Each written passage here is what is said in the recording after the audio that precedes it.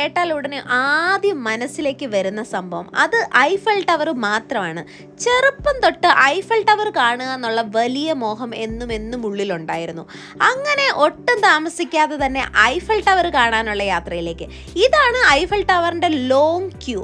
എൻട്രൻസിൽ നിന്നൊരു ചെറിയ security check ഒക്കെ ഉണ്ടായിരുന്നു. അത് കഴിഞ്ഞിട്ട് വേണം നമ്മൾ ഐഫൽ ടവറിൻ്റെ ഉള്ളിലേക്ക് കയറാൻ.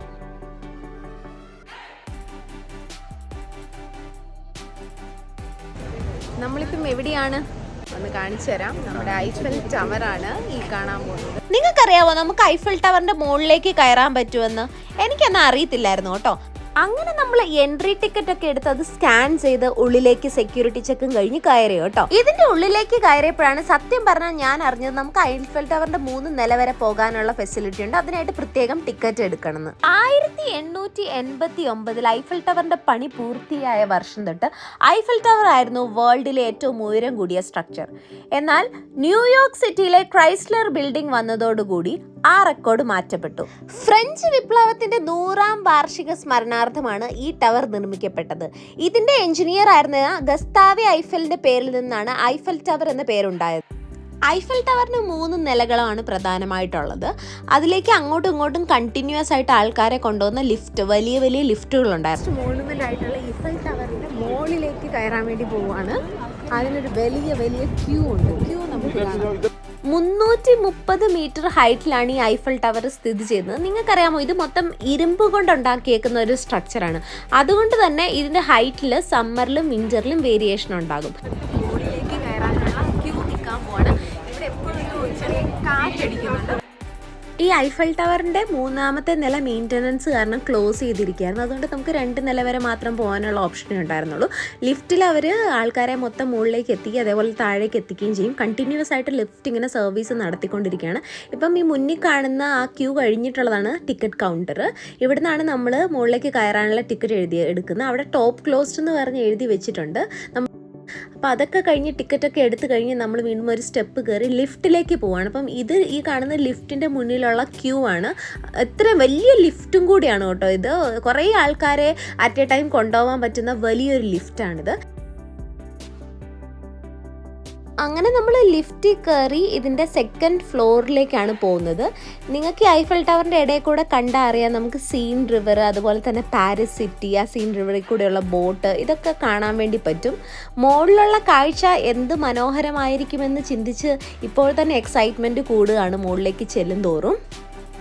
ഐഫൽ ടവറിൻ്റെ എഞ്ചിനീയർ ആയിരുന്ന ഗസ്താവെ ഐഫലിന് വേണ്ടിയിട്ട് അന്ന് ഈ ഐഫൽ ടവറിൻ്റെ ടോപ്പ് ഫ്ലോറിൽ ഒരു പ്രൈവറ്റ് അപ്പാർട്ട്മെൻറ്റ് ഉണ്ടായിരുന്നു. അദ്ദേഹത്തിൻ്റെ സയൻറ്റിഫിക് ആയിട്ടുള്ള എക്സ്പെരിമെൻറ്റ്സ് ഒക്കെ നടത്താൻ വേണ്ടിയിട്ടൊക്കെയുള്ള ഒരു അപ്പാർട്ട്മെൻറ്റ്. എന്നാൽ ഇന്നിത് ആൾക്കാർക്ക് വേണ്ടി തുറന്നു കൊടുത്തിട്ടൊന്നുമില്ല.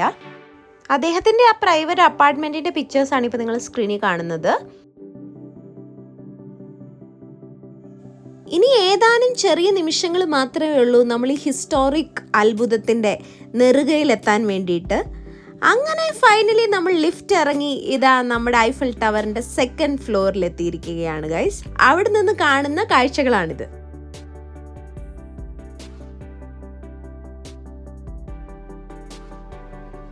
നമ്മളിപ്പോൾ ഐഫൽ ടവറിൻ്റെ മുകളിൽ എത്തിയിരിക്കുകയാണ്. ഇവിടുത്തെ മുകളിലേക്ക് നോക്കുമ്പോൾ പാരീസ് നഗരം മൊത്തം കാണാൻ വേണ്ടി പറ്റും. സീൻ റിവർ, അതിൻ്റെ അടുത്തായിട്ടുള്ള സീൻ റിവറിൽ കൂടെ നിറയെ ബോട്ടും ഒക്കെ പോകും. ഐഫൽ ടവറിൻ്റെ മുകളിൽ നിന്ന് പറഞ്ഞപ്പോൾ നമ്മൾ ശരിക്കും പറഞ്ഞാൽ ജസ്റ്റ് മുകളിൽ കയറുക എന്നുള്ളതാണ്. പക്ഷേ ഇതിൻ്റെ ചുറ്റുമുള്ള അതായത് ഇതിൻ്റെ മുകളിൽ കയറിയിട്ട് താഴോട്ട് നോക്കുമ്പോൾ വ്യൂ എന്ന് പറഞ്ഞാൽ ഒരു രക്ഷയില്ല. സെയിൻ റിവറും എൻ്റയർ പാരീസ് സിറ്റി എന്തൊരു കളർഫുള്ളായിരുന്നു എന്നറിയോ, പറഞ്ഞറിയിക്കാൻ പറ്റില്ല. ആൾക്കാരും ഐഫൽ ടവറിൻ്റെ മുന്നിൽ വെച്ച് മാത്രം ഫോട്ടോ എടുക്കാൻ പാടില്ല. ഇതിന് മുകളിൽ കയറിയിട്ട് ഇതിൻ്റെ യഥാർത്ഥ ബ്യൂട്ടി ആസ്വദിക്കണം. അല്ലാതെ നിങ്ങൾ ഒരിക്കലും ഇവിടെ വിസിറ്റ് ചെയ്തിട്ടുണ്ടെങ്കിൽ പോകാൻ പാടില്ല. ജസ്റ്റ് ഫ്രണ്ടിലെ ഫോട്ടോ എടുത്തിട്ട് മാത്രം. ഇറ്റ്സ് ജസ്റ്റ് അമേസിങ് അല്ലേ? അടിപൊളി വ്യൂ ആയിരുന്നു. നമുക്കിപ്പോൾ ആ വ്യൂ ഒന്ന് കാണാം.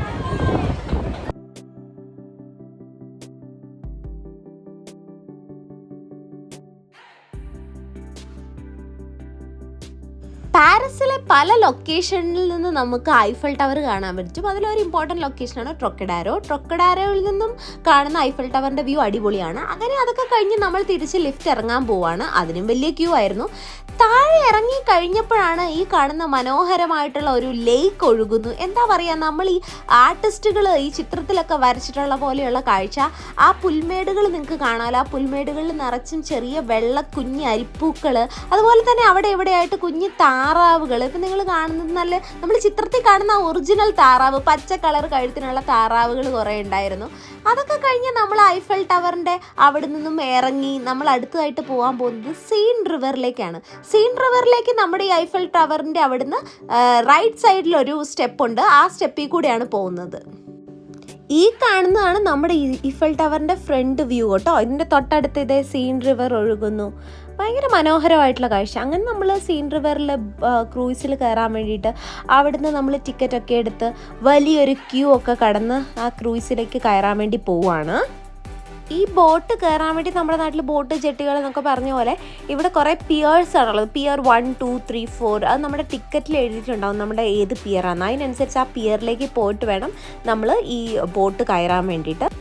അങ്ങനെ നമ്മൾ ബോട്ട് കയറിയിട്ട് ബോട്ടിൻ്റെ മുകളിലേക്കാട്ടോ പോയിരുന്നത്. നോക്കുമ്പോൾ കുറേ ആൾക്കാർ മുകളിലൊക്കെ ഇരുന്ന് ഇങ്ങനെ കാഴ്ചകൾ കാണുന്നുണ്ടായിരുന്നു. അങ്ങനെ റിവർ ക്രൂയിസൊക്കെ എൻജോയ് ചെയ്യുന്നതിൻ്റെ ഇടയ്ക്ക് പാരീസ് സിറ്റീൻ്റെ മനോഹാരിതയും ഒക്കെ നമുക്ക് എൻജോയ് ചെയ്യാൻ വേണ്ടി പറ്റി. അതായത് നമുക്ക് ഏകദേശം മൊത്തം ഒരു 1 മണിക്കൂർ ക്രൂസ് ജേർണി ആയിരുന്നു. അങ്ങോട്ട് ½ an hour, പിന്നെ തിരിച്ച് ഇങ്ങോട്ട് ½ an hour. തിരിച്ച് വരുമ്പം നമ്മളൊരു പാലത്തിൻ്റെ അടിയിൽ കൂടെ, ഇപ്പം നമ്മൾ സ്ക്രീനിൽ കാണുന്ന പാലത്തിൻ്റെ അടിയിൽ കൂടെ ബോട്ട് പാസ് ചെയ്ത് കഴിഞ്ഞ് നമ്മൾ കാണുന്ന ഒരു ഐഫൽ ടവറിൻ്റെ വ്യൂ ആണ്. അതാണ് ശരിക്കും മാജിക്കൽ.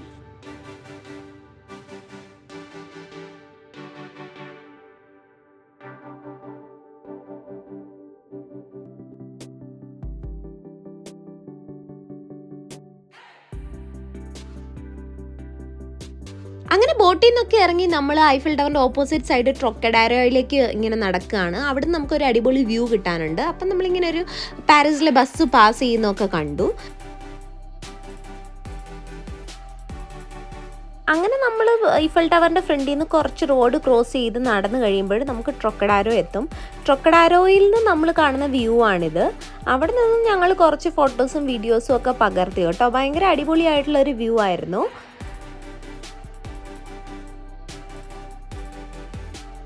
ഇപ്പോൾ സൊവനിയേഴ്സൊക്കെ വാങ്ങണമെന്ന് ആഗ്രഹമുള്ള ആൾക്കാരാണെങ്കിൽ അത് ഭയങ്കര കോസ്റ്റ്ലിയാണ് പാരീസിൽ. അപ്പോൾ നമുക്ക് ഈ ഐഫൽ ടവറിൻ്റെ ഫ്രണ്ടിൽ, അതായത് ഈ സൈഡിൽ ട്രൊക്കഡാരോൻ്റെ സൈഡിലായിട്ട് കുറച്ച് ആൾക്കാർ ഇത് വിൽക്കുന്നുണ്ട്. ഞങ്ങളൊരു സൊവനിയർ 500 രൂപയ്ക്ക് വാങ്ങിച്ചായിരുന്നു.